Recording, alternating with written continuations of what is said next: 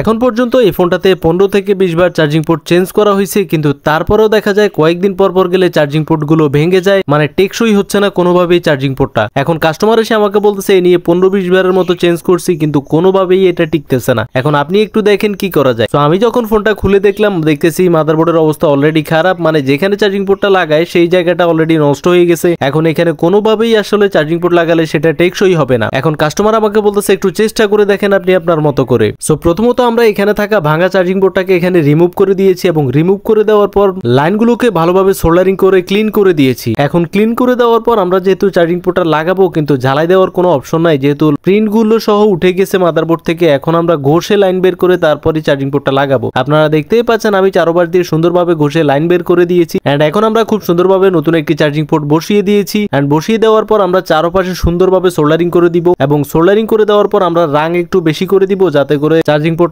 শক্তভাবে লাগে। এবং চার্জিং পোর্টের লাইনগুলোকে ভালোভাবে সোল্ডারিং করার পর এখন আমরা চার্জিং পোর্টের চারপাশে ইউবি পেস্ট দিয়ে দেব। ইউবি পেস্ট দিয়ে দেওয়ার পর আমরা ইউবি লাইট দিয়ে ইউবি পেস্ট গুলোকে একটু হার্ড করে দিব, এবং হার্ড করে দেওয়ার পর আশা করি এই চার্জিং পোর্টটা আপাতত কয়েকদিন ব্যবহার করতে পারবে। তারপরেও কাস্টমার যখন ব্যবহার করবে তখন বুঝতে পারবে।